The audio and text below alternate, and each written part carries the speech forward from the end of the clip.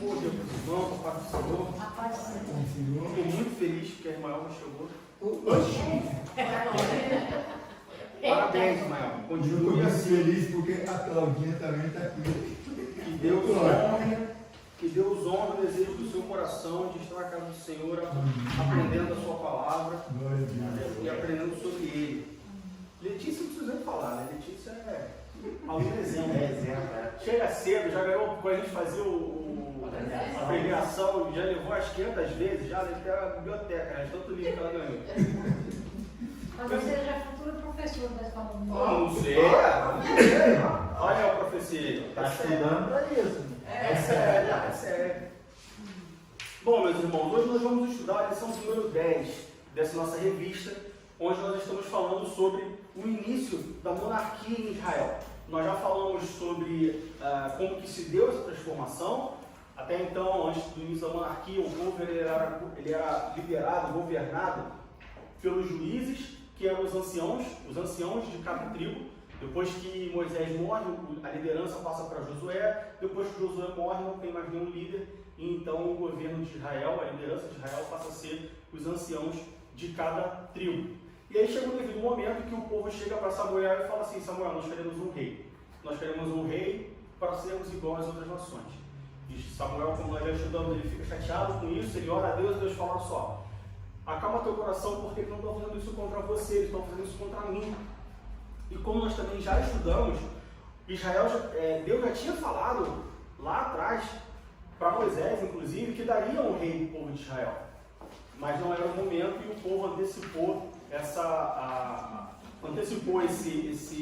promessa. Como resultado, Deus dá para o povo de Israel Saul, manda Samuel ungir Saul como rei. Nós estudamos sobre a história de Saul, nós vimos que ele começou bem, vamos dizer assim, ele era ungido do Senhor, afinal de contas, mas durante o seu reinado ele começa a cometer vários pecados, até que chega um ponto que Deus fala: olha, acabou a sua medida, estourou a medida, a partir de hoje, através de Samuel, Deus fala que a partir daquele dia Deus já tinha escolhido outro rei que seria melhor do que ele. Esse sim, o rei que Deus tinha preparado desde o início, que foi Davi. E aí nós estudamos sobre a unção de Davi, como se deu a unção de Davi, como se iniciou o seu reinado.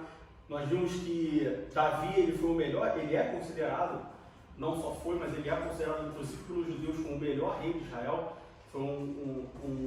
Durante o seu reinado, Israel foi muito próspero, expandiu seus territórios em todos os aspectos, tanto no militar quanto no político, no social, inclusive na vida espiritual do povo de Israel. Davi fez grandes melhorias na forma de cultuar, no serviço. Naquela época não tinha um templo, né, era em tendas, mas Davi, acima de todas as coisas, ele faz um esforço para melhorar a vida espiritual do povo de Israel. Afinal de contas, ele era responsável, talvez não responda direto, porque tinha um sumo sacerdote ainda, mas a gente poderia dizer que Davi ele era corresponsável pela vida espiritual do povo, porque ele era o líder do povo. Pois bem, chegamos à lição de número 10, e hoje nós vamos ver o pecado de Davi, ou um dos pecados de Davi. Davi, como acabamos de falar, Davi foi o melhor rei de Israel. A Bíblia fala que Davi era um homem segundo o coração de Deus, ou seja, Davi ele teve durante toda a sua vida total aprovação do próprio Deus. Mas Davi não era perfeito. Davi era ser humano, assim como eu, assim como você. E Davi cometeu pecados. E hoje nós vamos ver um, ou talvez o mais grave pecado de Davi. Nós vamos não só ver o pecado de Davi, mas vamos ver a consequência, nós vamos ver na próxima aula, mas nós vamos ver que Davi ele peca, mas ele não simplesmente peca. Ele faz outras coisas que acaba cativando o coração de Deus e fica de exemplo para nós como deveríamos fazer a mesma coisa. E no final nós vamos comparar Davi e Saul. E muita gente fala: mas Saul pecou, tudo bem, mas Davi também pecou e Deus não tirou Davi. Por que Deus não tirou Davi, mas tirou Saul se Davi também pecou? Existe pecadinho e pecadão? Não, nós vamos ver que existe uma diferença de comportamento entre Saul e entre Davi. Vamos abrir a nossa Bíblia em 2 Samuel, capítulo 11, e nós vamos ler do versículo 1 ao versículo 18.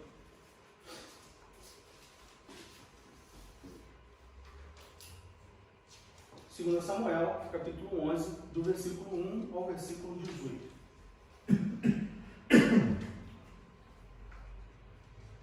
Diz assim a palavra de Deus. E aconteceu que, tendo decorrido um ano, no tempo em que os reis saem para a guerra, enviou Davi a Joabe e a seus servos com ele, e a todo Israel, para que destruíssem os filhos de Amon e cercassem Rabá. Porém, Davi ficou em Jerusalém. E aconteceu a hora da tarde, que Davi se levantou do seu leito e andava passeando no terraço da casa real. E viu no terraço uma mulher que se estava lavando, e era esta mulher muito formosa à vista.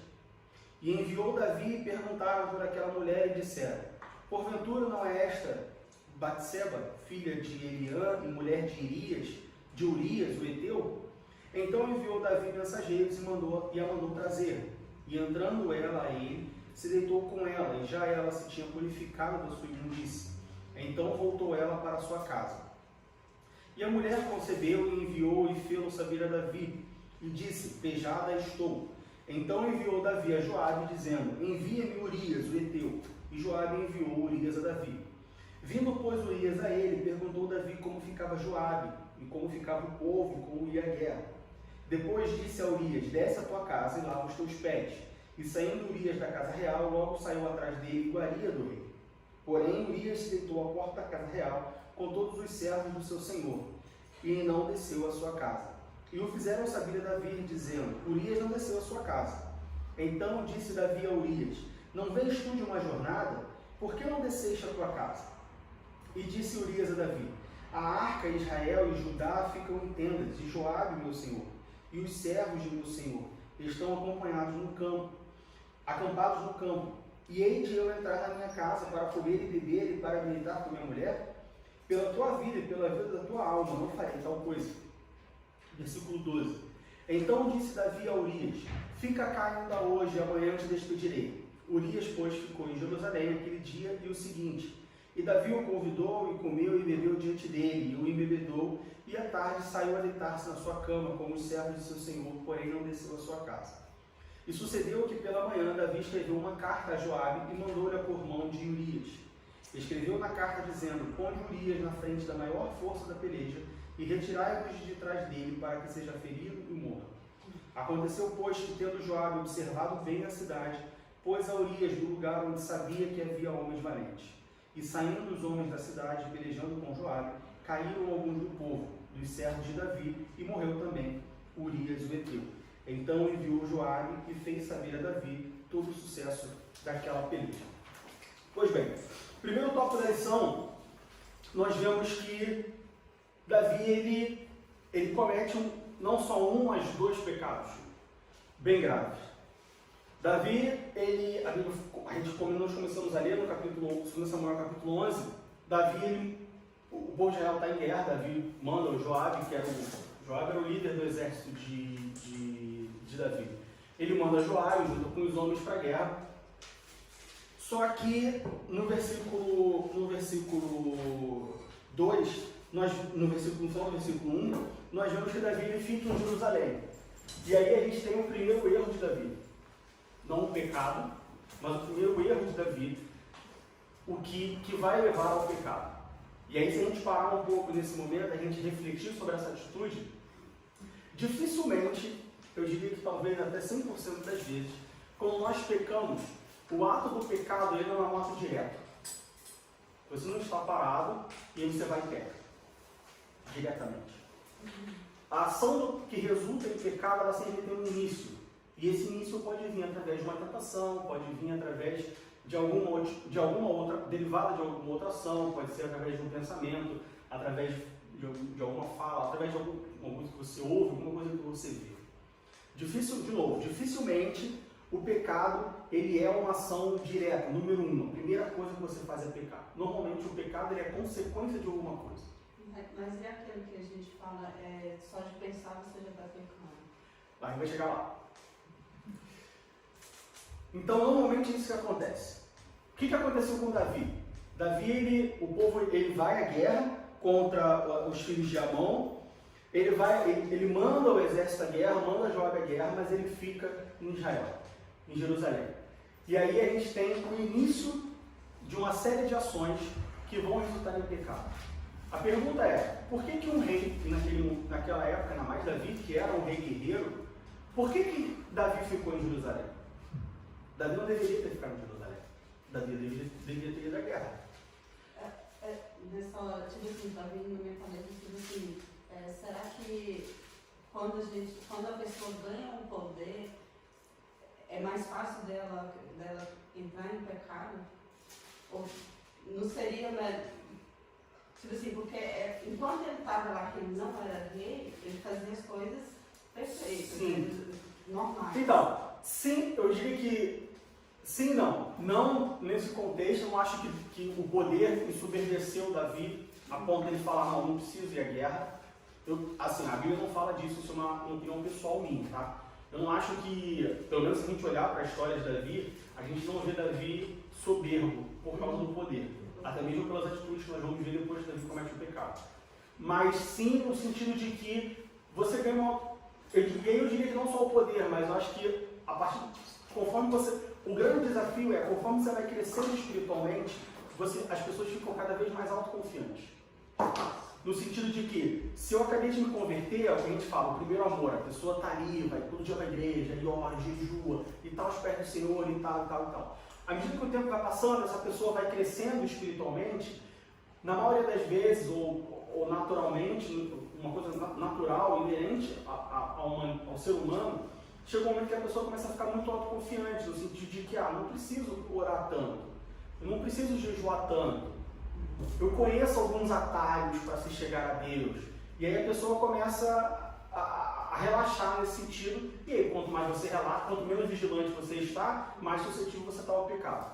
Então eu acho que, talvez se a gente trocar o poder pela maturidade, ou talvez pela experiência, a gente chega a essa conclusão de que leva a pessoa a estar mais suscetível ao pecado.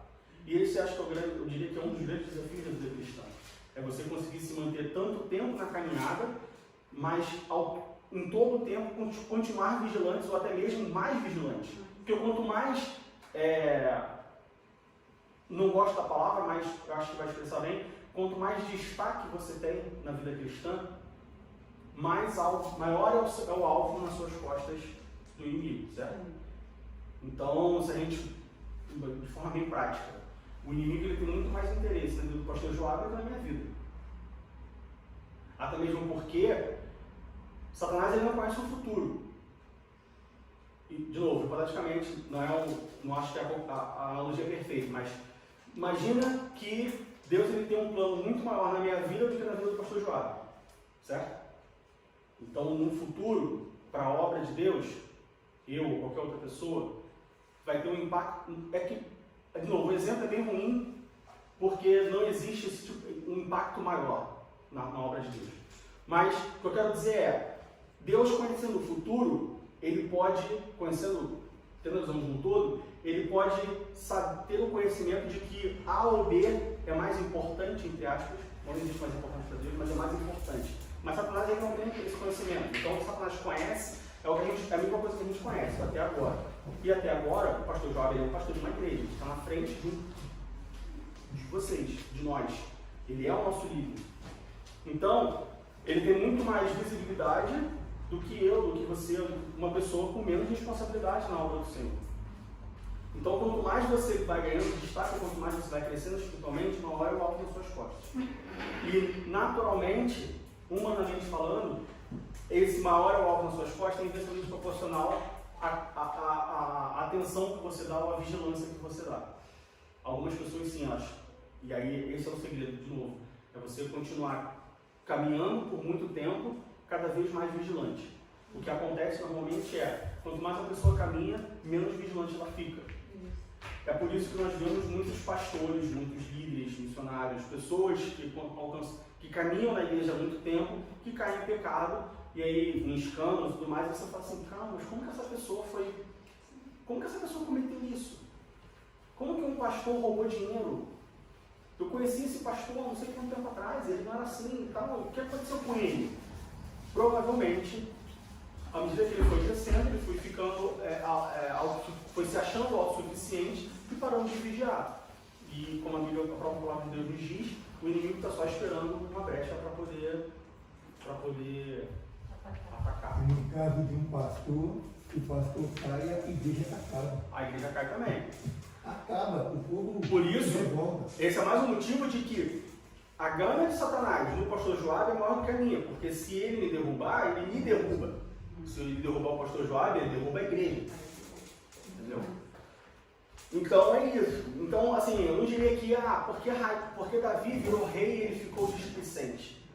Ele apenas ficou displicente como nós ficamos também. Mas então, Davi ele manda o povo para a guerra, e aí está o primeiro pecado de Davi. Ele fica. Quer falar? Eu não vi a lição, mas pelo fato de ele ter ficado, e logo dele ter ficado, passear e ver, dá a impressão que ele já tinha costume de ver ela. Já estava na maldade, já. A Bíblia não fala disso. É alegoria, né? Sim. Mas então, Davi ele manda o povo para a guerra e ele fica em Jerusalém. E aí, como eu disse, aí está o primeiro erro de Davi. Davi, como líder do povo, como rei e principalmente como guerreiro que era, Davi era um homem de guerrear, ele deveria ter seguido o seu povo. Ele deveria ter ido na frente da batalha por questões militares, por questões morais, enfim, por vários motivos. Mas não, Davi fica em Jerusalém. E no versículo 2, nós temos o segundo erro de Davi. De novo, não é pecado. O primeiro não foi um pecado, não é pecado de Davi mandar o povo para a guerra e ficar em Jerusalém. Assim como não é pecado, no versículo 2, o que Davi faz? E aconteceu a hora da tarde, que Davi se levantou do seu leito e andava passeando no terraço da casa real e viu no terraço só uma mulher que se estava lavando. E era esta mulher muito formosa à vista. O segundo erro de Davi foi ociosidade. No segundo versículo diz: e aconteceu a hora da tarde aqui, mais ou menos 3 horas da tarde, que Davi se levantou do seu leito, ou seja, Davi estava dormindo, deitado, descansando 3 horas da tarde. Um rei, eu tenho certeza que Davi tinha muito mais coisa para fazer do que E ela está na guerra, né? Além de estar na guerra, internamente, assuntos relacionados ao povo, Davi tinha muito mais coisa para fazer. A tarde ele deve ter comido muito, aí deu sono. Do que ficar 3 horas da tarde. Então, assim, a Bíblia não fala, de novo, a Bíblia não entra em detalhes, como Davi comeu uma feijoada e estava com barriga cheia, não sabemos. Mas o fato é que Davi estava ocioso.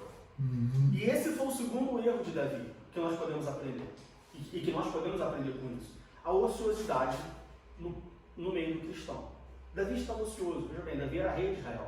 Como nós acabamos de falar, Davi deveria, possivelmente, tinha muito mais coisa para fazer do que deitar 3 horas da tarde. E aí ele diz que Davi, depois de estar deitado a hora da tarde, mais ou menos 3 horas da tarde, Davi se levanta da sua cama e vai passear pelo terraço, ou seja, não fazer nada. Observar a vida. Ficar ocioso. E como meu avô, por parte de mãe, sempre falava, minha mãe, eu cresci ouvindo minha mãe falar isso. Mente vazia é a oficina do diabo. Mente vazia é a oficina do diabo. E isso se prova verdade desde o povo de Israel. Desde antes, né? Com Eva a gente já vê isso, porque se Eva deu ouvido à serpente, né? Você não tinha mais coisa para ver do que ficar conversando com um bicho. Não, vai cuidar do jardim, vai plantar alguma coisa, vai, sei lá. A Eva tinha um jardim inteiro para cuidar, né? Vai conversar com um Adão, mas não, foi conversar com a serpente, de novo, ociosidade. Então, esse ditado, a gente não viu muito ditados populares na Bíblia, ou ensinamentos bíblicos transformados em ditados populares, mas esse é um dos que é bem verdade. Oficina, mente vazia, oficina do diabo. E foi isso que aconteceu com Davi. Foi o segundo erro de Davi, ficar ocioso. E a Bíblia fala no versículo 2, que Davi foi passear no terraço e ele viu uma mulher. E quando ele viu essa mulher se banhando no terraço, e aí muita gente fala, a culpa foi da mulher, que estava pelada no terraço e tal. Bom, estava na casa dela. Assim, não acho, particularmente, não acho que ela cometeu erro nenhum, estava na casa dela. Tudo bem que, mais para frente, depois que Davi morre, nós vamos ver que Batseba também não era a flor que se cheirava, né? Ela não era também muito, assim, serva do Senhor, fiel e tudo mais. Mas até então, não há nenhum indício de que ela tenha provocado Davi. Pela interpretação de texto, que dá a entender que ela estava apenas se banhando nua no terraço da sua casa, e foi Davi quem olhou. Mas, tudo bem que ela não era assim também um exemplo de servo do Senhor. Enfim, Davi então, ele olha Batseba e ele manda trazer Batseba e vai para a cama com Batseba. E aí sim, Davi peca. Ou seja, De novo, dificilmente, na vida do cristão, o pecado ele vai ser o primeiro ato cometido. Ele vai ser a primeira etapa do processo do pecado. A gente pode dizer que o pecado, na maioria das vezes, ele é um processo que começa com alguns erros ou com algumas atitudes que vão levar ao pecado. Pois é. Então é uma tentação, é alguma coisa que você vê, algum pensamento que você tem. E aí a irmã Letícia falou, mas a gente não fala que a gente peca por pensamentos? Sim, mas os seus pensamentos são oriundos de alguma coisa. Certo? São o quê? São oriundos de alguma coisa. Por exemplo, eu estou aqui ensinando para vocês. Ou eu estou trabalhando. Se eu estiver trabalhando, focado no meu trabalho, eu não vou pensar uma fofoca contra o diácono Ivanor. Eu vou pensar uma fofoca contra o diácono Ivanor se eu estiver ou trabalhando mais numa coisa automática ali, com a cabeça em outro lugar. Sem se eu já tiver ouvido alguma coisa e aquilo ficou no meu coração, por exemplo, amanhã eu falo com alguém aqui da igreja que fala assim, pois é, eu estava conversando com o diácono Ivanor aí, ontem o diácono Ivanor falou que ele acha que usar blusa preta é errado, que eles não deveriam fazer isso e tal. E aí isso entra no meu coração, eu guardo isso, e aí na quinta-feira eu estou ali trabalhando, ou estou deitado na minha cama, ou estou olhando para nada. Você só está pensando, você não está fazendo.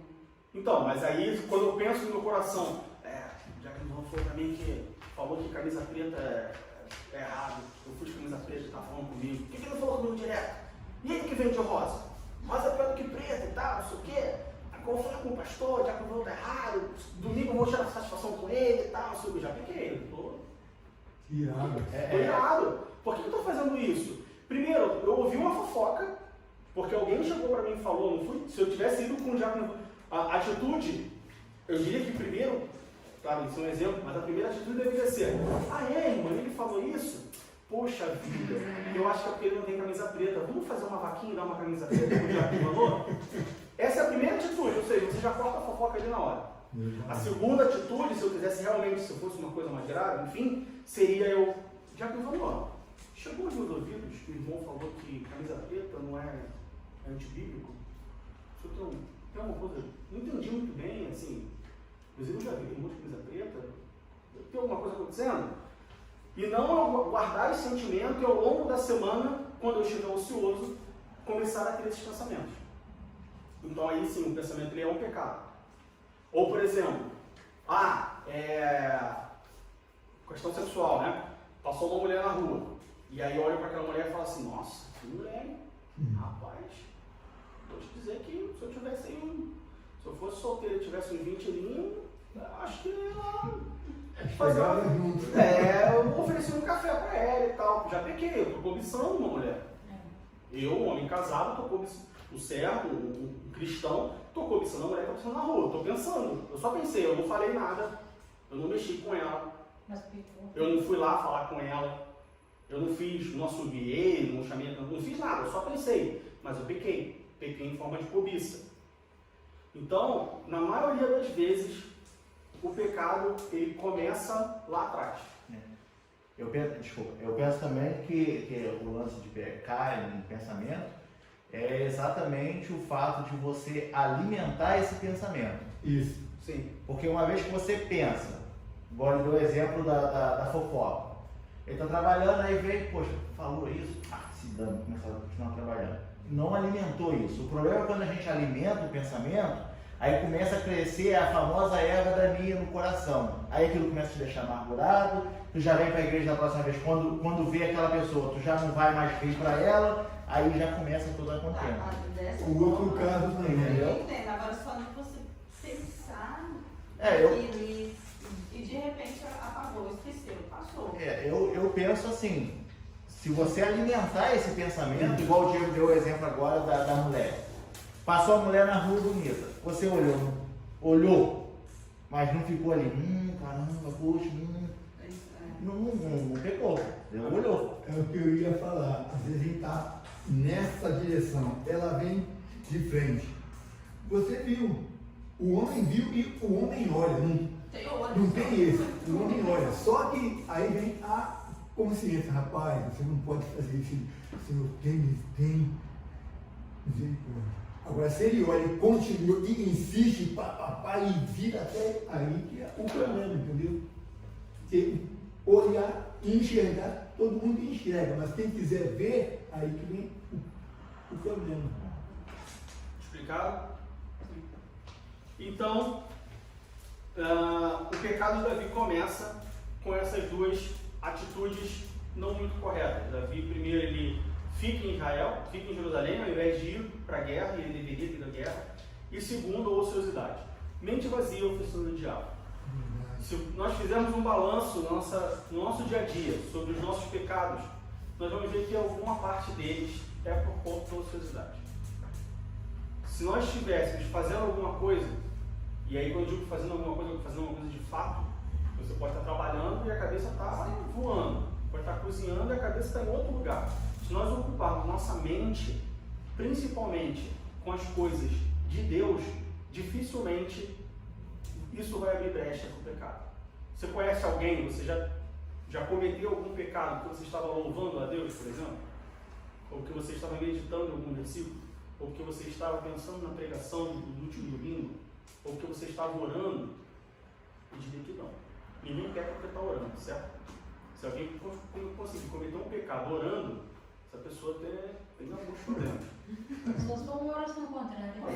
Pois é, Senhor, derruba aquela pessoa, Senhor, que eu sou feio, Lá na Itália, porque eu sou cabeça, não sou caldo, não quero. Lá na Itália tinha uma irmã que orava que o marido, para a mulher morrer, para ela casar com um esposo. Pois é. Ainda tem oração. Ainda bem que não dá um tempo da lei, né? Senão você terminava logo. Pois é. Então, apesar de Davi ser um homem segundo o coração de Deus, e nós vemos isso em 1 Samuel, capítulo 13, versículo 14. Abre sua Bíblia em 1 Samuel, capítulo 13, versículo 14.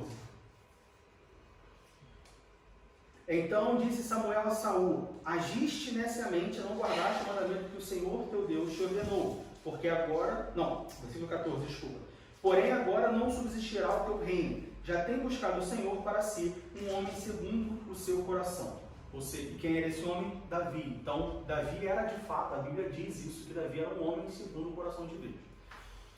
Primeira lição que nós tiramos desse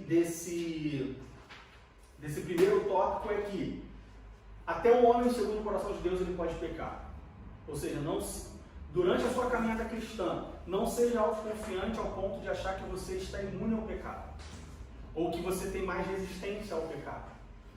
Todos nós temos a mesma resistência ao pecado. Estamos sujeitos ao pecado da mesma forma. A diferença é, quanto mais aos pés do Senhor nós estamos, mais graça Deus nos dá para resistirmos ao pecado. Mas sujeitos ao pecado nós estamos de toda forma. Independente de quanto tempo você tem na igreja, independente do seu cargo na igreja, independente de qualquer coisa, se você é homem, se você é mulher, se você é solteiro, se você é casado, a diferença é que as tentações são diferentes, né? Na área sexual, por exemplo, eu diria que o homem ele é muito mais sujeito a pecar sexualmente, fornicação, adultério, alguma coisa assim, do que uma mulher. Porque os homens são muito mais visuais do que as mulheres. Dinheiro também, normalmente, dinheiro, poder, roubar dinheiro da igreja e tudo mais, desvio de dinheiro, os homens também normalmente são mais propensos a isso. Até mesmo porque os homens estão muito mais próximos desse tipo de coisa. É muito difícil você ver uma mulher presidente de uma igreja, pastora presidente de uma igreja. Então, alguns pecados, sim, são mais propensos ao homem do que à mulher. Fofoca, por exemplo, é muito mais de mulher do que homem. Tem homem fofoqueiro, infelizmente, assim como tem mulher fofoqueira, mas tem muito mais fofoca no meio das mulheres do que no meio dos homens. Porque homem, geralmente, quando alguém chega com fofoca, tá bom, legal, faz uma piada e tal, e vai embora. A mulher já dá mais valor àquilo ali. Então, sujeitos ao pecado, todos nós estamos. A diferença é o quão perto nós estamos de Deus e quanto nós temos a nossa vida no altar para que nós possamos rejeitar esse tipo de coisa. Essa é a primeira lição. A segunda lição é que todos pecam. Isso é uma coisa muito interessante na Bíblia. E até então eu diria que dentre os livros base das religiões, a Bíblia, bom, não conheço todos, mas pelos que eu já li e tal, a Bíblia é a única que relata tanto os acertos quanto os erros dos seus personagens. O que eu quero dizer com isso? Se você pegar um livro sobre Buda, de novo, não li todos os livros de Buda, mas o que eu sei é que Buda foi uma pessoa sensacional, ele nunca fez nada de errado. Ele sempre foi uma pessoa perfeita. Se você pegar os livros de Allan Kardec era a encarnação do próprio Jesus, assim. Se alguém fez alguma coisa, fez algum mal para ele, Allan Kardec foi direto para o céu sem passar por São Pedro, que guarda a porta do céu, né? Sem passar por São Pedro, ele passou direto, assim, tipo. Isso é o que o povo o que o povo diz, não é verdade, é superstição. Na superstição, Allan Kardec, tapete vermelho estendido para ele. Mas na Bíblia, a Bíblia ela relata tanto os pontos fortes quanto os pontos fracos de cada personagem. Se nós olharmos para Noé, Abraão, e a Bíblia destaca também Jacó, nós vamos ver que todos os três, a Bíblia fala, olha, Abraão foi amigo de Deus, mas Abraão errou quando Deus promete um filho para ele e ele consente com a sua esposa, com Sara, a ter um filho com Agar. Jacó enganou o próprio pai para ter a bênção. Noé, a Bíblia fala que Noé foi um homem segundo o coração, não segundo o coração de Deus, mas um homem reto, justo, que obteve a atenção de Deus ao ponto de que Deus decide destruir a terra e ele escolhe Noé e a sua família para construir uma arca e tudo mais. Mas lá depois, Noé se embebeda e dorme com a própria filha, comete incesto. Ou seja, a Bíblia com a filha foi Ló. Foi Ló. Noé ficou nu. Ficou nu na frente dos filhos, bêbado. Então, e isso foram só 3 exemplos. Você lê a Bíblia, você vai ver que quase todos os pessoas. Mostra as coisas boas e as coisas ruins que as pessoas que eu lembro fizeram. até agora, o único personagem que não mostra coisas ruins foi Enoque. Mas Enoque também ele não dá muito detalhe sobre Enoque, só fala que Enoque é um homem justo que foi arrebatado. Andou com Deus, só isso. Mas, no geral, assim, a Bíblia fala tanto os acertos quanto os erros. Ou seja, não se acha melhor do que ninguém. Todos nós estamos passíveis João, de cometer pecado. em uma das suas cartas, diz que se dissermos que não temos pecado, enganamos a nós mesmos e fazemos Deus mentiroso. É muito forte. E a terceira lição está em Mateus capítulo 26, versículo 41. Abra sua Bíblia em Mateus capítulo 26, versículo 41.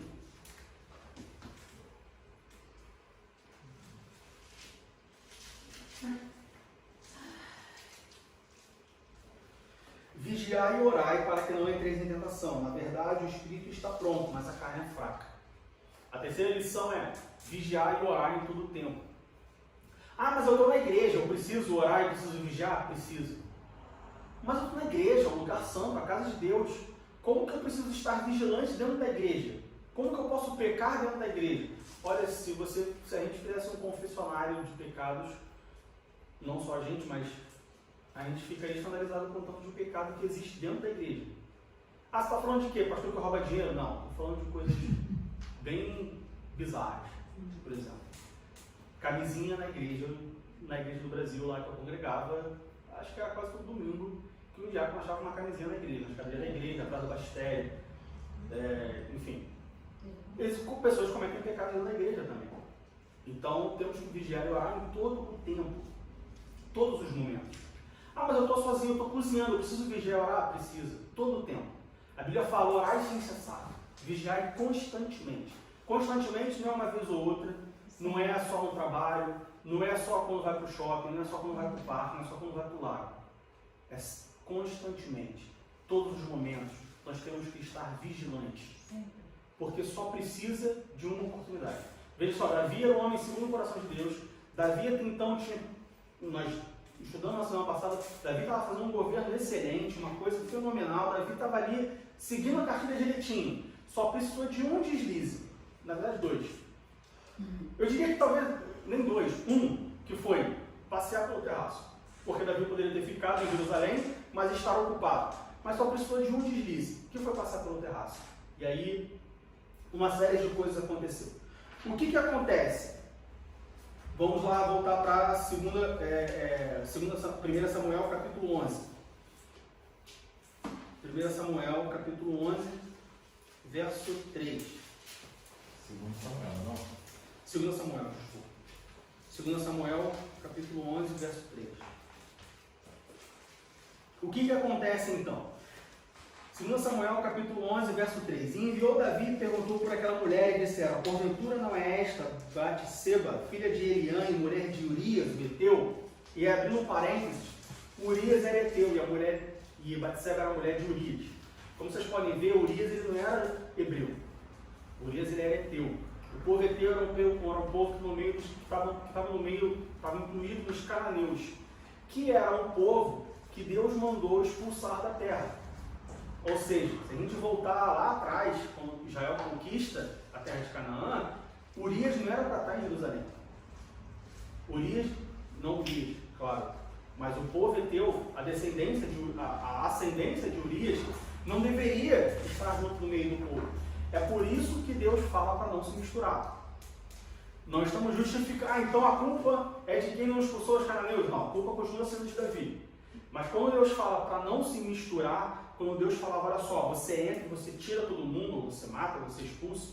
Nós já falamos sobre a questão por que Deus mandava matar, enfim. Mas quando Deus fala, no geral, quando Deus fala para não se misturar, é para que diminua-se as possibilidades de ter alguma coisa. E uma outra coisa é que os cananeus eram um dos piores inimigos do povo de Israel. E sempre tem várias passagens bíblicas que a gente começa a ler, principalmente no livro de Gênesis. Já prestou atenção que tem, de vez em quando aparece uma frase assim: naquele tempo estavam os cananeus na terra. Naquele tempo estavam os cananeus na terra. Está sempre ligado a exemplo ruim, sempre né? ligado a exemplo ruim. Então, abrindo um parênteses aqui, é por isso que Deus fala para não se misturar. Ah, mas como que eu vou pregar o evangelho sem me misturar? Bom, a coisa é você pregar o evangelho, para você se misturar. Imagino que a maioria de nós conhecemos igrejas que fazem bloco de carnaval para pregar no carnaval. Tá, qual o resultado desse bloco?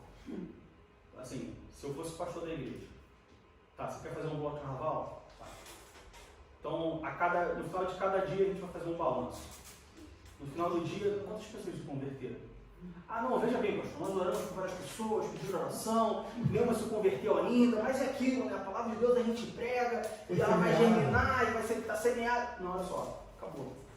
Porque a chance de você levar um bloco de carnaval para levar um bloco da igreja, um pessoal da igreja, um bloco de carnaval para evangelizar, a chance dessas pessoas se desviarem ou pecarem é infinitamente maior, não é nem maior, é infinitamente maior do que a chance de uma pessoa bêbada drogada num bloco de carnaval se converter a Jesus.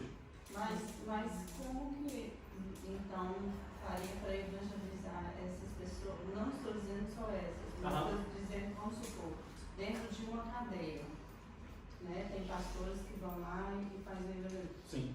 Ele sozinho vai lá e faz, mas tipo assim, se eu sou uma serva de Deus, eu não sou nada disso, lógico que eu sou mais fraca do que o pastor. Consequentemente, pode acontecer alguma coisa que eu vou desviar. Como que eu vou te dizer? Então, assim, quem tem esse... Para evangelizar, seria só um pastor? Como que... Não estou falando isso. Todos nós temos que evangelizar. Eu estou falando sobre você... O exemplo que eu estou dando. Você ir para o carnaval para evangelizar as pessoas, independente de ser um pastor ou não. Sim. A questão é, qual é o saldo disso, dessa ação? Vamos imaginar que decidimos aqui que nós vamos participar do carnaval, vai ter Oktoberfest.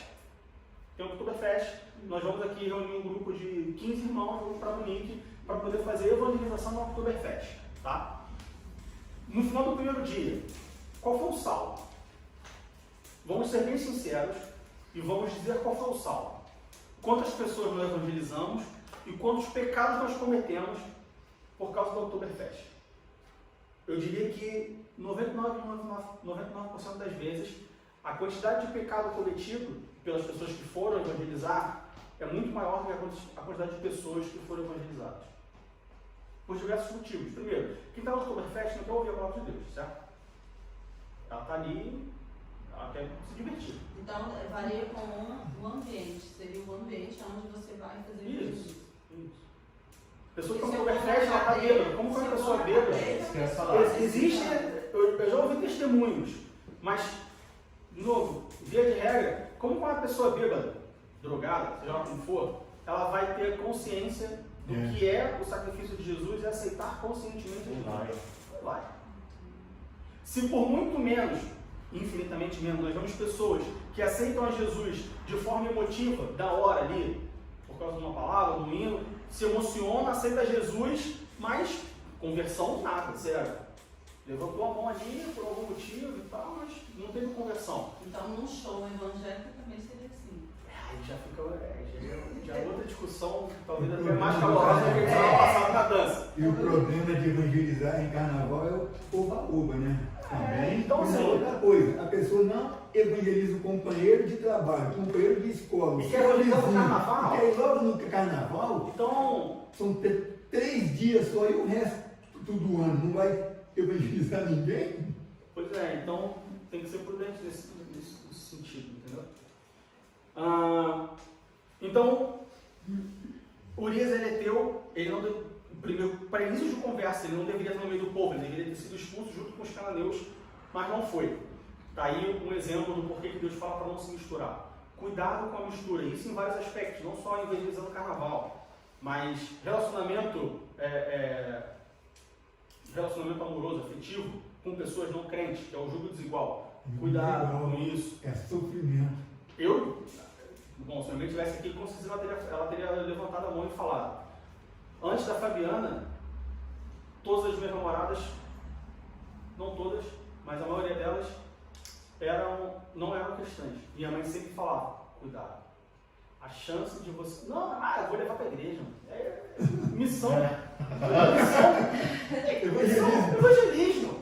Mas cuidado, a chance de ela te levar para o mundo é maior do que você levar ela para a igreja. Perfeito. E quando é ao contrário, desviado? Como assim? Tipo assim, você namora com uma pessoa, você é da igreja e a sua companheira já foi e hoje já não é. Eu diria que é a mesma coisa. Né? Mesma coisa, desviado. Até porque se a pessoa... mas a pessoa conhece Jesus, tá bom? Acho que é pior ainda. Então, acho que é pior ainda. Veja bem, eu não estou falando que é pecado. Eu estou em pecado, eu vou para o inferno? Não é isso que a gente está falando. O que a gente está falando é que, no momento, a Bíblia ela alerta, ela é bem clara que, quando nós estamos em jugo desigual, é uma mistura, é perigoso. A chance de a pessoa te levar para o mundo é muito maior do que a chance de você levá-la para a igreja. E a gente poderia entrar fundo nesse assunto e apresentar todas as evidências bíblicas e todas as razões por isso, mas vai entrar numa outra aula. Um exemplo está aqui. Amor, vamos na igreja comigo hoje? Eu vou. Mas no outro domingo você vai para a discoteca comigo. E aí? E a gente está falando de relacionamento amoroso, afetivo, mas não só isso, amizade. Amizade. Enfim, tem todo e qualquer tipo de relacionamento.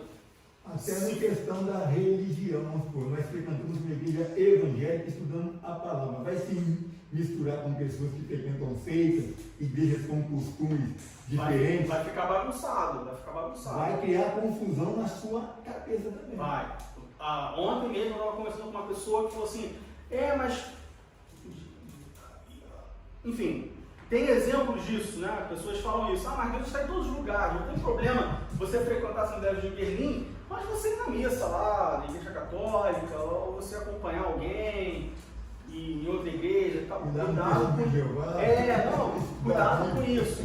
Porque se você não estiver muito firme no que você acredita, no que você entende como verdade, se não estiver muito firme na Bíblia, você vai se confundir. Vai. Isso é fato. Você vai se confundir. E a analogia que eu fiz com essa pessoa foi o seguinte, olha só. Imagina que eu decidi que eu vou emagrecer. Quero ter uma vida saudável. Vou procurar uma nutricionista. E aí eu vou na nutricionista A. Essa nutricionista A me passa uma dieta de acordo com o que ela acredita que é a dieta ideal para mim. E aí eu falo assim, mas nessa dieta eu não posso comer sorvete. E aí alguém fala para mim, mas não é nutricionista B, porque na dieta dela pode sorvete. Aí eu vou na B também. Aí ela me passa o sorvete. Aí eu falo, mas a B não deixa eu comer batata frita, cara. Então eu vou na C, que deixa eu comer batata frita. Resumindo, no final, eu estou seguindo dieta de 3 nutricionistas, porque eu quero satisfazer o meu desejo, o meu interesse, e o que vai acontecer comigo? Eu vou ser tudo menos saudável. Porque quando você segue uma linha de raciocínio, uma linha de ensino, uma linha de doutrina, e você começa a seguir outras linhas, chega um momento que você fica... Cria confusão na Cria mente. confusão, entendeu? Você não sabe para onde você olha, aí você acaba seguindo uma e seguindo outra, mas uma se contrapõe com a outra, vai chegar uma hora que você está confundido. Então, cuidado com relacionamentos, com jogo desigual nos relacionamentos, em qualquer esfera. Principalmente na esfera sentimental, no aspecto marido e mulher, namorado, enfim. Tome cuidado. A chance de você ir para o mundo é muito maior do que a chance de te levar para a igreja. Minha mãe falou isso para mim na adolescência inteira e só se provou verdade. Assim, não dizendo que minha mãe é a dona da verdade, mas no meu testemunho só se provou verdade. Eu imagino que de muitos outros também. Tome cuidado. Ah, mas o que eu faço? Meu marido não é crente, minha esposa não é crente, eu separo? Não. É o que Paulo fala. Se né? você já casou, Isso. o casamento é para sempre. Se converteu já casado. Então agora, o seu trabalho é o quê? Orar. Vai ser fácil? Talvez não, mas orar. Ah, mas eu sou seu namorado. O meu conselho seria, desmanche o namoro. Ora, desmanche o namoro. Ah, mas Deus pode estar me usando e tal. Por isso eu estou falando, ora e vê o que Deus vai falar. Porque você pode sim ser um instrumento para converter a sua namorada, o seu namorado, mas você pode sim se desviar por causa do seu namorado. O meu irmão, ele antes de se converter, ele participava daqueles grupos jovens da Igreja Católica, né? Trabalhava com os jovens lá. E ele ficou noivo. Já estava com o casamento marcado, com casa alugada, com móvel comprado, tudo certinho. Aí se converte, aceita Jesus. E a namorada dele ficou roxa, falou, não, ó, você vai ter que escolher ou Jesus dos crentes ou eu. Para servir a Deus, nós servimos aqui. Sabe o que ele fez? Tirou a aliança do dedo e falou assim, É na hora. hoje ele é presbítero, Na hora. casou, o filho dele é presbítero, dirigente de congregação. Agora tem aquilo também, a gente tem que tomar cuidado para não fazer sacrifício de tolo, né? É. Porque às vezes, e mais uma vez, eu testemunho pessoal, eu já fiz isso. Não, vou terminar. Porque essa menina não é crente, e o pastor falou ontem, vou terminar. Terminar o namoro, daqui a 2 meses começa a namorar outro. Não adiantou nada. Então assim. Aquele não, é outro. Então assim, não adianta fazer o sacrifício de todos no sentido de que ali no calor e tal, não, ora. Toda e qualquer ação do crente tem que ser debaixo de oração. Para tudo. Normalmente, biblicamente falando, toda e qualquer ação. Ah, Diego, mas inclusive comprar roupa? Sim, se você só comprar roupa, ora e peça a Deus de oração para comprar a sua roupa. Mas, em relação para a gente terminar esse assunto sobre o jogo desigual, fica com isso. Urias era heteu, os heteus não deveriam estar no meio do povo de Israel e estavam. Não justificando o erro de Davi, mas apenas mais um ensinamento de que nós devemos nos afastar do jogo desigual. Ok?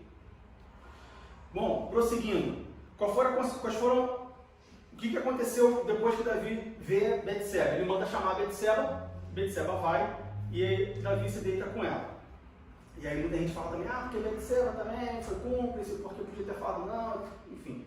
A gente não está aqui para julgar Betseba. Davi era rei, né? Se o rei chamou, Betseba tinha que ir, enfim.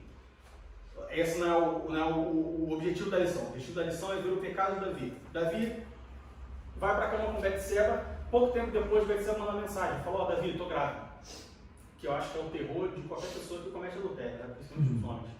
Que é engravidar uma mulher que não é sua. O que Davi faz?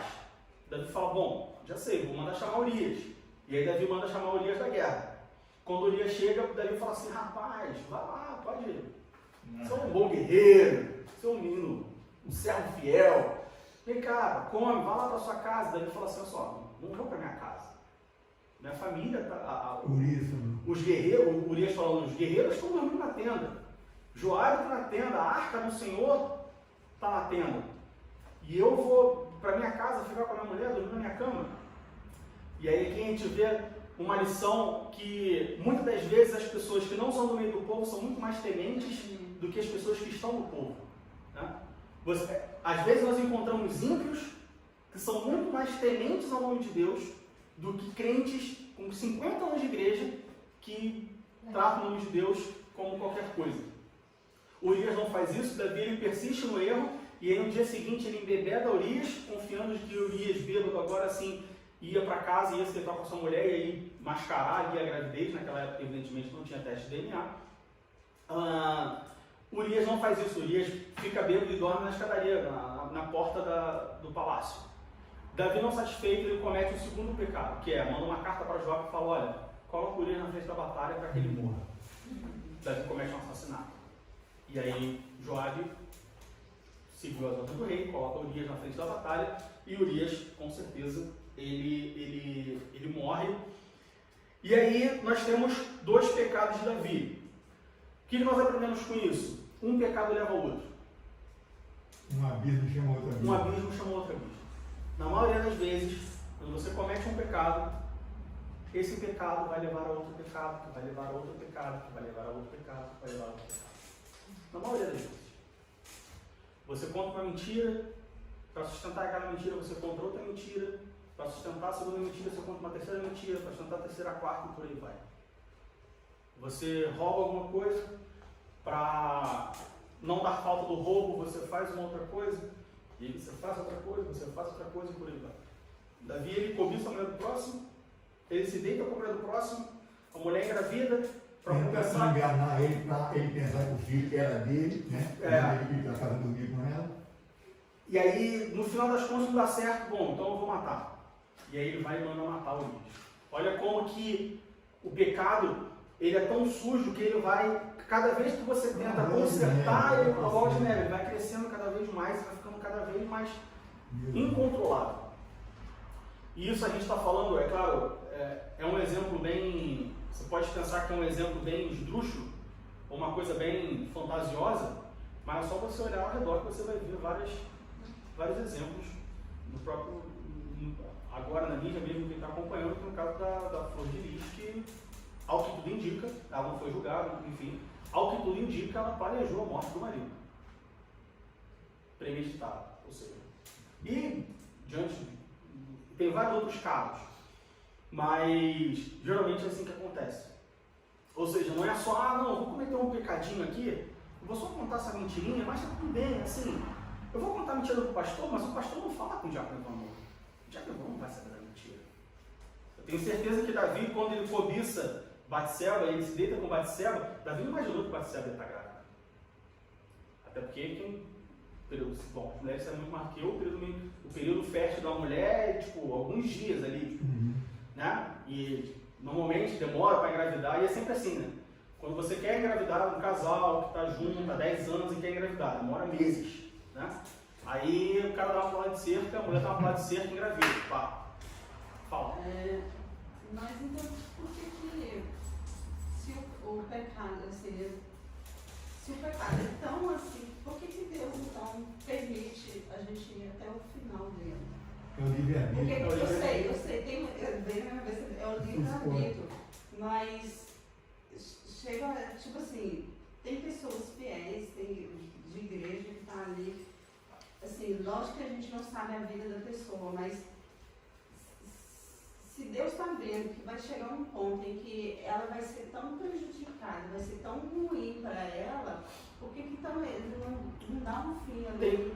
Tem 2 aspectos. O primeiro é que, se Deus ele influenciasse, se Deus falasse assim, poxa, a Letícia é uma pessoa tão boa, ela está sempre comigo, ela é uma serva tão fiel, eu vou botar meu dedinho aqui para ela não cometer esse pecado. Deus estaria sendo injusto, estaria sendo tirano.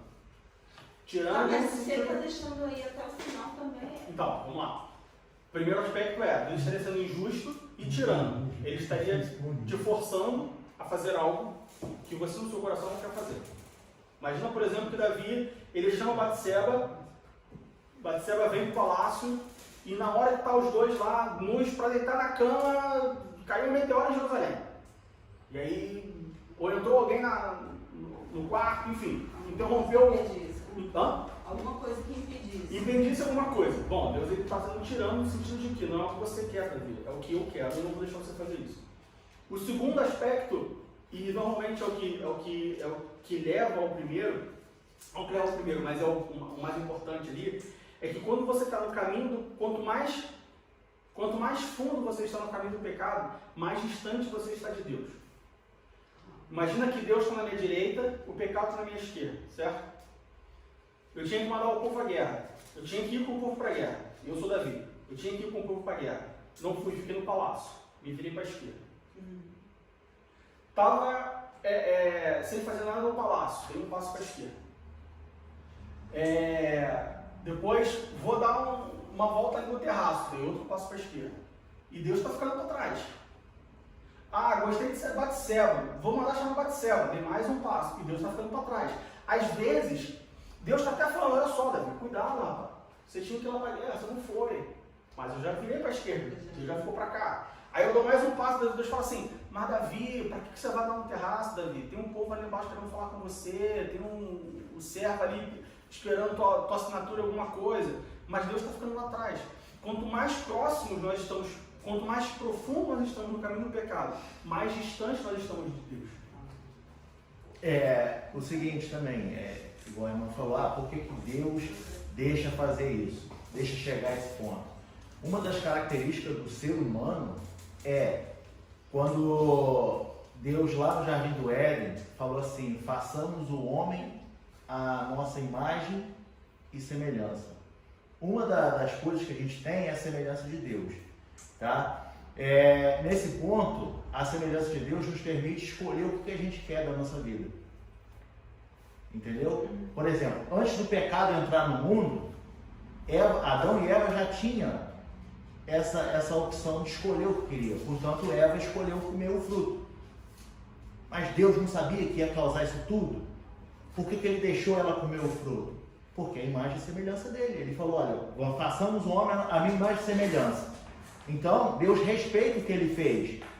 Deus te respeita porque você é a imagem e semelhança dele. Você tem a capacidade de escolher o que você quer para a sua vida. Hoje nós temos o Espírito Santo, e se você teme a Deus e é cheio do Espírito Santo, o Espírito Santo fala o que o Diego falou ali. O Espírito vai falar assim, olha, minha filha, está errado. Só que você tem a capacidade de falar assim, vou ouvir o Espírito Santo, não vou ouvir o Espírito Santo. Mas uma coisa é certa, a consequência vai vir.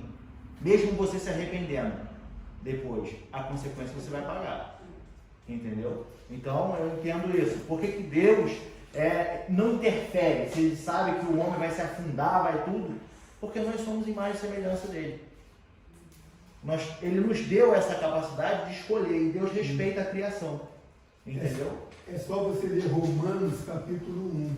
Anota aí, Romanos capítulo 1. Você vai ver lá que porque o povo não quis conhecer Deus, ao invés de adorar Deus, foi adorar imagem, cometer adultérios e várias coisas. Aí, 2 ou 3 vezes nesse capítulo, Deus fala que Deus nos entregou para andarem segundo o desejo do seu coração. Então, Deus deu liberdade, entendeu? A pessoa vai escolher. Aí, é uma área que Deus não interfere. A pessoa decide. E um dos versículos fala duro, que Deus nos entregou para cometer essas concupiscências segundo o desejo do seu coração. É sério. A pessoa escolhe. Então, bom, aí como nós falamos, tem a questão de nós sermos filhos da imagem e semelhança, e também que quanto mais próximos do pecado, mais distante nós estamos de Deus.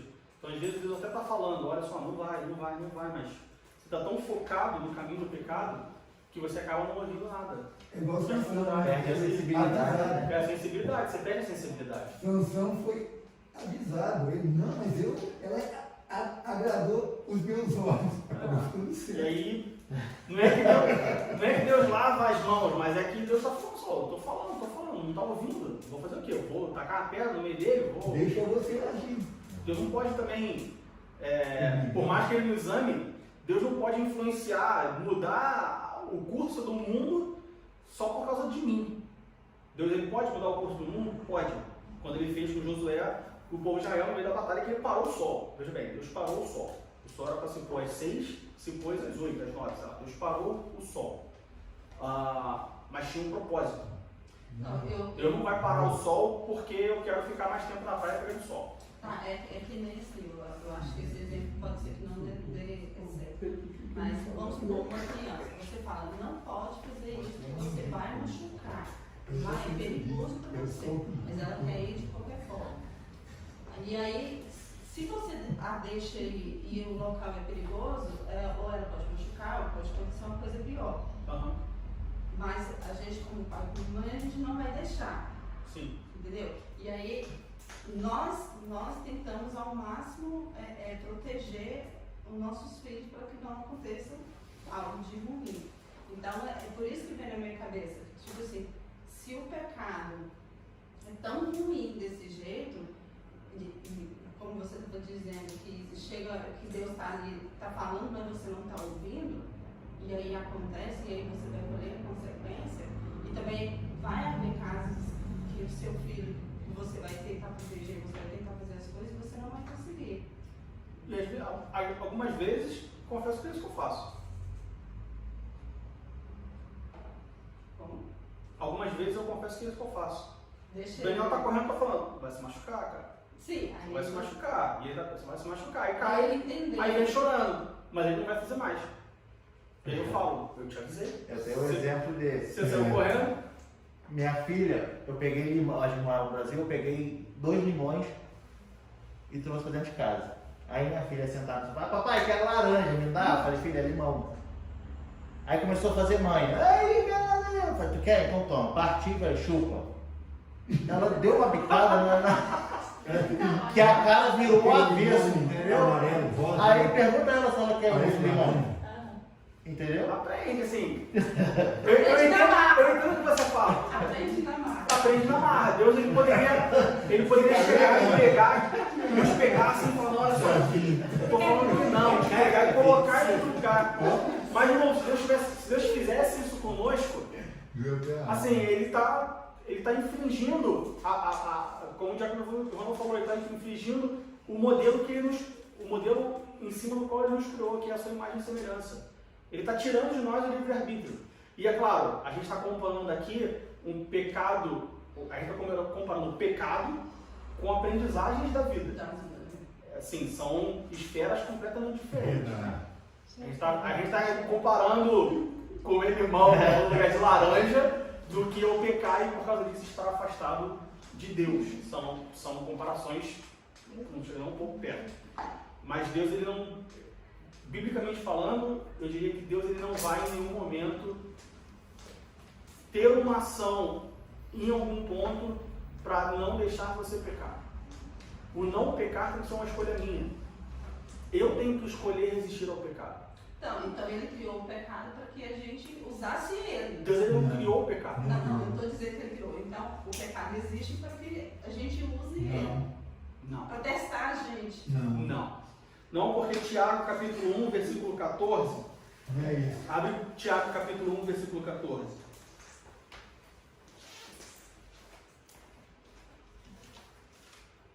Mas cada um é tentado quando atraído e embodado pela sua própria concupiscência. A tentação ela pode vir de Satanás, sim, mas a tentação pode vir de mim próprio, da minha própria carne. Desejo do coração. Desejo do coração. A gente tem a tendência a colocar a culpa sempre no diabo, né? O diabo me tentou, eu pequei por causa do diabo.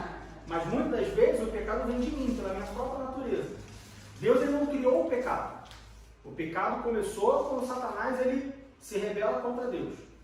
Por que o pecado começou? Porque Deus ele criou as coisas, os seres, e aí a gente está falando antes do ser humano. Naquela época os anjos eles tinham vontade própria. Eles tinham um livre-arbítrio, vamos dizer assim. E aí Satanás, Lúcifer, ele decide se rebelar contra Deus. No momento que ele se rebela contra Deus e ele é caído, ali você tem a origem do pecado. No mundo, na humanidade, o pecado ele começa quando Satanás, através da serpente, convence Eva a comer o fruto da árvore da vida. E a partir daí, você conhece o bem e o mal. Quando você conhece o bem e o mal, você tem um pecado ali no meio. Aí você vai escolher. E aí você escolhe o bem ou mal. A nossa vida inteira é feita com base em escolhas. Tudo na nossa vida é com base em escolhas. Verdade. Principalmente depois que você atinge a idade consciente. Talvez uma criança de 3 meses de idade não tem muita escolha, né? Bom, ela tem escolha, porque ela chora quando está com fome, então ela pode escolher chorar, enfim, discussão filosófica aí. Mas a vida é baseada em escolhas. E nós temos que escolher se nós queremos o pecado ou se nós queremos a Deus. Escolhas e decisões. Deus ele não pode influenciar a nossa escolha. Deus agir de forma ativa ali, de me tirar do meio do pecado para que eu não peque, sabendo que eu vou pecar e que isso é uma coisa ruim, Deus está me influenciando na minha escolha. Ele não precisava ter enviado Jesus também para perdoar os nossos pecados. Deus podia ter simplesmente, lá em Noé, quando ele destruiu a terra, ele deixou Noé e falou, bom, a partir de hoje, então, eu não consertei o mundo, agora eu tenho uma família justa, a partir de então todo mundo vai ser justo. Ou Deus poderia estar falando assim, Adão, vocês pecaram, aí Deus se reúne com Jesus, Espírito Santo, e fala, o que a gente vai fazer? Não, faz o seguinte, ó, derruba a árvore ali, entendeu? Dá uma consciência nova para eles e vai que vai. E aí, beleza. Chega Adão e Eva lá, dá uma consciência nova, dorme um pouquinho, Adão, troca a consciência, derruba a árvore e pronto. Agora a gente resetou o mundo e bota pra frente. Ninguém viu. Ninguém viu. Bota debaixo do tapete, entendeu? O que, de novo, é discussão filosófica. Uma alusão. O que, na minha opinião, se fizesse isso, ia chegar um momento que ia ter o mesmo caso ali, né? E aí, não, reseta de novo. Pois é, ia ficar um mundo remendado, uma natureza remendada. Mas enfim, voltando à realidade, Deus não interfere nas nossas escolhas. Nós temos que escolher ativamente. Deus é um Deus mau por causa disso? Não, ele é um Deus justo. Ele apresenta o caminho da bênção e o caminho da maldição. Eu sigo o caminho que eu quero. Ele não pode facilitar, ele não vai facilitar o caminho para mim. Entendeu? Ele seria um Deus tirano. Ele vai te dar graça e assim. força para te ajudar a permanecer no caminho reto. Você ora, ele vai me dar graça, vai me dar força e vai me dar o perdão. Como aconteceu com Davi. Isso. Veja bem, Davi ele comete todos esses pecados. Voltando aqui para a lição. Davi ele comete todos esses pecados. Ele se deita com a mulher. E mais uma vez, só para a gente terminar isso. Quando a gente vê o curso do pecado de Davi, nós vamos ver que várias vezes Davi teve a oportunidade de parar e se virar para trás e voltar a Deus. Por exemplo, lá em 2 Samuel, no capítulo 11, no versículo 3, volta lá em 2 Samuel, capítulo 11, versículo 3.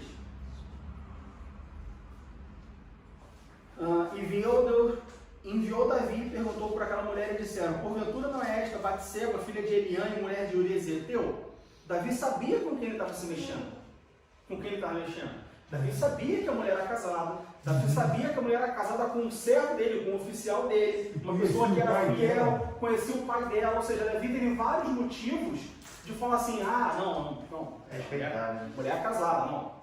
Mulher é casada, o cara tá na guerra lá, vou pegar a mulher do cara e tal, não, deixa quieto então, deixa pra lá. Ele teve vários motivos, mas é justamente isso que eu falei, não só que eu falei, que a Bíblia nos mostra, enfim, quando nós nos viramos para o pecado e caminhamos para o pecado, nós estamos a cada passo próximo do pecado e a cada passo distante de Deus. E o que acontece é que a nossa visão vai ficando cada vez mais limitada e mais focada naquilo que está no nosso coração de fazer. Por isso que nós cometemos o pecado e quanto mais profundo você está, mais difícil é você parar e falar, não, isso é pecado, vou voltar. Por isso a ação tem que ser antes. Por isso, constante vigilância. Quando nós estamos vigilantes, no momento que a gente está aqui, né? Deus e o pecado. No momento que eu me viro, veja só, eu só me virei. Deus está aqui atrás falando, mas está muito mais próximo do que se eu estiver 2 passos à frente. Então, quando Deus fala para mim aqui, Diego, olha só, vira de volta, cara. Está errado. Você já está olhando para o pecado. Eu estou muito mais próximo. E aí, quando eu ouço a voz de Deus e eu faço isso aqui de novo, aí fica muito mais fácil você fugir do pecado. Bom, continuando. Como nós vimos, pecado gera pecado. Abra em Salmos capítulo 42, versículo 7. Salmos capítulo 42, versículo 7. Um abismo chama outro abismo. Ao ruído das tuas catadupas, todas as tuas ondas e vagas têm passado sobre mim. O que o salmista diz é, confirma aquilo que nós já acabamos de falar. Ou que nós falamos, confirma aquilo que nós acabamos de ler. Pecado gera pecado. Você comete um pecado, você cometeu outro. Talvez não para obstruir aquele pecado. Né? Aqui Davi ele comete 3 pecados, 4 pecados em seguida, para poder esconder o primeiro. Às vezes o que acontece na nossa vida não é que nós cometemos um pecado para esconder o primeiro. mas nós cometemos o segundo pecado porque como nós cometemos o primeiro e agora eu estou longe de Deus, eu estou muito mais próximo do pecado do que próximo de Deus. Ou seja, é muito mais fácil eu cometer um outro pecado. Entendeu? Quanto mais longe de Deus, mais próximo do pecado. Se eu cometi o primeiro, eu já estou um pouco longe. Então é mais fácil eu cometer o segundo, o terceiro, o quarto. Então um abismo chama outro abismo. Um pecado chama outro pecado. Seja para encobrir ou porque eu estou mais próximo, mais distante, mais próximo do pecado e mais distante de Deus. Então, Davi ele comete esses pecados. E aí a gente chega no final da lição, que é a grande pergunta que muitas pessoas fazem, que nós falamos no início da aula. Tá, Davi era um excelente rei, Davi era um homem segundo o coração de Deus, Davi foi escolhido por Deus, reinou fantasticamente, mas Davi pecou. E foi um pecado muito grave. Bem, Davi matou uma pessoa. Conscientemente. Em que isso difere com o pecado de Saul? Porque Saul também foi ungido rei. Deus ele ungiu Saul porque ele escolheu Saul.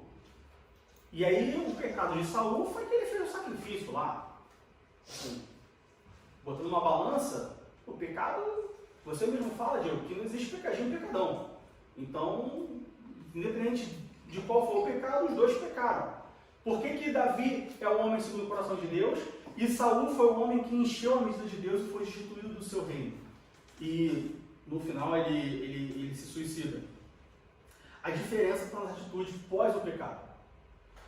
Quando Saul peca, abra sua Bíblia em 1 Samuel,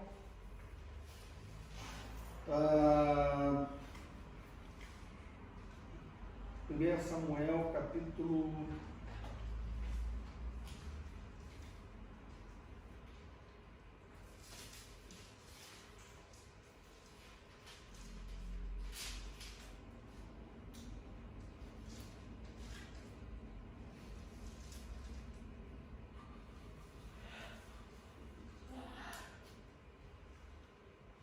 1 Samuel capítulo 18.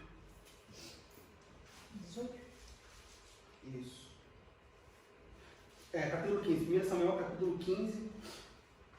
1 Samuel capítulo 15.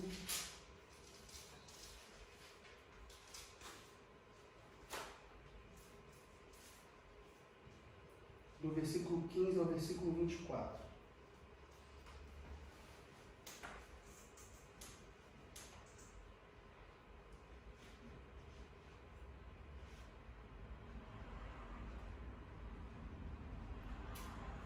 Versículo 20 ao versículo 20. Versículo 20 e 21.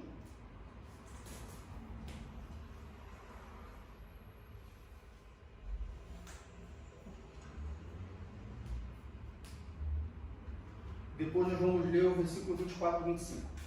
Versículo 20. Então disse Saul a Samuel: Antes de ouvir a voz do Senhor e caminhei no caminho pelo qual o Senhor me enviou, e trouxe Agag, rei de Amaleque, os amalequitas destruí totalmente. Mas o povo tomou no despojo de ovelhas e vacas, o melhor do interdito para oferecer ao Senhor, teu Deus, em Gilgal. Ou seja, Saul comete o pecado, né, que foi não destruir os amalequitas, e aí quando Samuel vai falar com Saul, primeira atitude diferente de Saul e Davi. Saul, ele coloca a culpa no povo, ele fala: olha só, eu tentei, mas o povo pegou, sabe como é que é?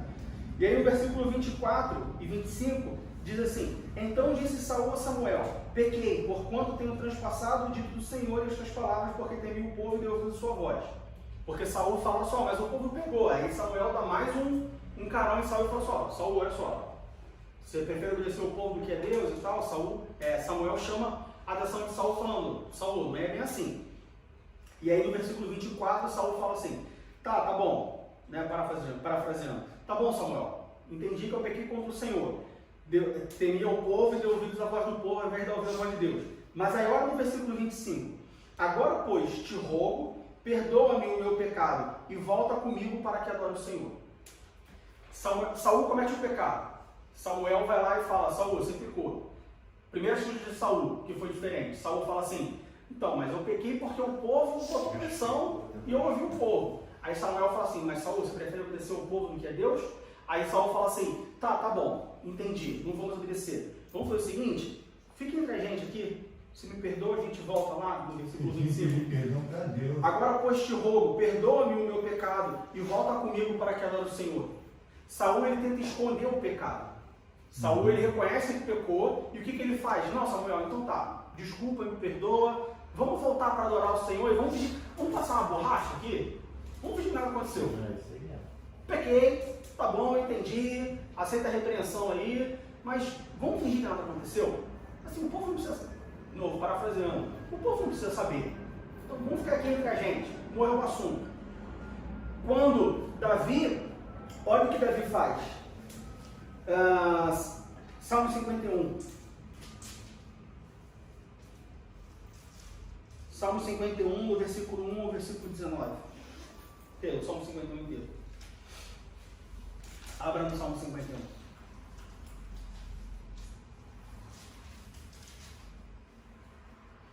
Tem misericórdia de mim, ó Deus, segundo a tua benignidade. Apaga as minhas transgressões, segundo a multidão das tuas misericórdias. Lava-me completamente da minha iniquidade e purifica-me do meu pecado. Porque eu conheço as minhas transgressões e o meu pecado está sempre diante de mim. Contra ti somente pequei e fiz o que aos teus olhos é mal, para que seja justificado quando falares e puro quando julgares. Eis que em iniquidade fui formado e em pecado me concebeu minha mãe. Eis que amas a verdade, no íntimo e no oculto me fazes conhecer a sabedoria. Purifica-me com o sopro e ficarei puro. Lava-me e ficarei mais alto do que a neve. Faze-me ouvir júbilo e alegria, para que gozem os ossos que tu quebraste. Esconde a tua face dos meus pecados e apaga todas as minhas iniquidades. Cria em mim, ó Deus, um coração puro e renova em mim um espírito reto. Não me lances fora da tua presença e não retires de mim o teu Espírito Santo. Torna a dar-me a alegria da tua salvação e sustém-me com um espírito voluntário. Então ensinarei aos transgressores os teus caminhos e os pecadores a ti se converterão. Livra-me dos crimes de sangue, ó Deus, Deus da minha salvação, e a minha língua louvará altamente a tua justiça. Abre, Senhor, os meus lábios, e a minha boca entoará o teu louvor, porque te não comprases em sacrifícios, senão eu os daria. Tu não te deleitas em holocaustos. Os sacrifícios para Deus são o espírito quebrantado. A um coração quebrantado, contrito não desprezarás, ó Deus. Abençoa Sião, segundo a tua boa vontade, edifica os muros de Jerusalém. Então te agradarás de sacrifícios de justiça, dos holocaustos e das ofertas queimadas. Então se oferecerão novilhos sobre o teu altar. Olha a diferença de comportamento. Por que Davi pecou e é um homem segundo o coração de Deus, e Saul pecou e foi destituído do reino? Olha a diferença de comportamento. Enquanto Saul primeiro tenta colocar a culpa no povo, ou seja, desviar a atenção a culpa de si, e depois Saul fala para Samuel, olha só, tá, me perdoa aí, vamos ficar tudo bem, finge que nada aconteceu. Davi ele escreve um salmo confessando o seu pecado. Em nenhum momento Davi, depois que ele reconhece o seu pecado, Davi não tem no seu coração o desejo de esconder aquilo ali. Não acusou ninguém, ele fala, cometi um pecado. Ele fala no versículo 4, contra ti somente pequei e fiz o que a teus olhos é mal, para que seja justificado quando falares e puro quando julgares. Ou seja, Davi confessa o seu pecado, ele fala, Senhor, eu pequei. Eu sei quais são as consequências do pecado. Eu sei que eu errei. Por favor, me dá um coração novo, me perdoa. Enfim, Davi pede perdão. Essa é a atitude que diferencia Davi de Saul. E essa é a atitude que nós aprendemos com a Bíblia. E essa é a atitude que nós devemos ter conosco. Não entenda mal. Está tudo bem você pecar. Não está tudo bem, óbvio. Pecado é estar diante de Deus, enfim, com aquela coisa. Mas se você pecou, tudo bem, você pecou. O que importa é, o que você vai fazer agora que você pecou? Você vai continuar no pecado? Você vai fingir que nada aconteceu? Você vai chegar para o pastor e falar assim, pastor, só então, eu vou conversar com o senhor aí, porque semana que vem é ceia, semana que vem é ceia, e essa semana aí eu cometi pecado, traí a Fabiana, mas foi uma vez só, mas eu queria pedir para o senhor aí, me perdoa, assim, não precisa falar para ninguém, senão não vai causar escândalo, imagina a igreja saber disso. Eu já conversei com a Fabiana me perdoa, a gente já fez que nada aconteceu. Então, tudo bem, pastor? Não pode ficar aí no sapatinho sem falar nada? Essa não é uma atitude de um pecador. Agora, pequei. Primeira coisa, pedir perdão. Olha só, pequei. Igreja, pequei. Senhor, pequei. Aceito as consequências, seja lá quais forem, e na semana que vem, eu não vou estar aqui, mas o Diácono Ivan vai estar aqui para ministrar a aula, nós vamos ver que Davi ele aceita as consequências. Vocês vão ver quais foram as consequências do pecado de Davi, e Davi aceita a consequência. Ele fala assim, olha só, é isso. Pequei, Deus deu a consequência, eu aceito a consequência.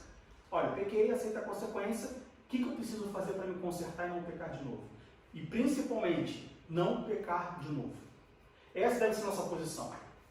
Pecar, todos nós vamos, como o pastor falou, citou o versículo que fala, olha só, se a gente fala que a gente não tem pecado, nós estamos mentindo e chamando Deus de mentiroso. Pecar, todos nós vamos pecar. Em algum momento da nossa vida nós vamos pecar. Seja um pecado leve, seja um pecado com consequências leves, ou seja um pecado com consequências graves. A questão é, o que nós fazemos com esse pecado? Nós temos que nos preocupar com duas coisas. A primeira coisa é estar vigilantes para não pecar. Mas se pecarmos, o que nós vamos fazer com isso? Nós vamos fingir que nada aconteceu? Nós vamos deixar que esse pecado cauterize nossa mente a ponto de que, pequei, mas todo mundo peca, o pastor também peca, fulano também pecou, quer saber? Não, todo mundo peca, e eu continuo pecando, e aí eu passo a viver no pecado, compactuando com o pecado, ou sempre que eu pecar, isso vai doer no meu coração, eu vou falar assim, Deus, pequei, me ajuda a não pecar mais. E vou de fato fazer um esforço para não pecar mais nesse assunto, nessa área, enfim. Não pecar mais. Vou de fato me esforçar, estar mais próximo e agora estar mais vigilante para que eu não cometa mais esse pecado, ou outro pecado. Essa é a diferença de atitude entre Davi e Saul. É por isso que Davi é conhecido como um homem segundo o coração de Deus, honrado por Deus, e Saul foi instituído do seu cargo. Porque Deus ele veio, fica claro, a diferença do desejo do coração. Davi ele não tenta consertar. Tem coisas que não dá para consertar. Um vaso quebrado, não dá para consertar. Mas eu vou pegar o caquinho aqui, eu vou colar. Não, olha só. Não, desfaz ele e faz outro. Quando nós vemos o olheiro, a Bíblia ela tem o exemplo do olheiro, nós temos muito isso na Bíblia. Quando o olheiro está fazendo um vaso, que o vaso se desmancha, ele desfaz e faz outro. O que Saul pede vamos consertar o vaso aqui, Samuel. Pega a cola, pega um super bonde, vamos colar aqui. Isso não adianta, vai ficar visível, vai ficar rachadura, vai ficar marca, vai faltar um pedaço pequeno. O que Davi faz era só, Deus, quebrou o vaso, faz de novo. Destrói e faz de novo. Não importa o que aconteça, não importa quais são as consequências, porque vão haver consequências. Todo pecado tem uma consequência. Mas o que Davi faz Deus, quebrou o vaso, olha só, me perdoa, sei que errei, destrói esse vaso e faz outro. E aí Deus faz outro vaso, e aí nós temos um homem segundo o coração de Deus. Então, para nós finalizarmos, Davi, ele foi igual a Saul no sentido de que ele também pecou, mas ele foi completamente diferente no sentido de que ao invés de desculpar o pecado, ao invés de mascarar o pecado, de tentar aliviar a coisa, Davi ele confessa o seu pecado e ele tem um coração sincero e puro falando, Deus, olha só, não queria, mas pequei, me perdoa e me dá um coração novo. E é essa lição que fica para nós, em nome do nosso Senhor Jesus Cristo.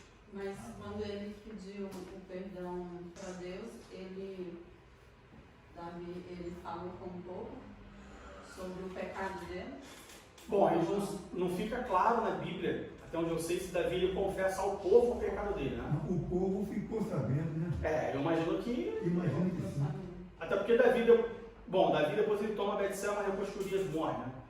Não sei se em algum momento ele confessa, mas Davi escreveu um salmo. O salmo foi público, né? Davi não escreveu o salmo, mandou por e-mail para o escritor da Bíblia. Ele escreveu um salmo e o salmo era público. As pessoas, depois de Davi, depois de escrito, as pessoas viam esse salmo. Jesus tinha acesso a esse salmo, por exemplo. Não só Jesus, bem antes de Jesus. Mas hoje, vamos supor, dependendo do pecado que a pessoa tem dentro da igreja, e que se ela confessar para o povo, ela é julgada muito. Né? É a consequência do pecado. Assim, dois aspectos. Primeiro, o povo não deveria julgar, porque quem não tem pecado tira a primeira pedra.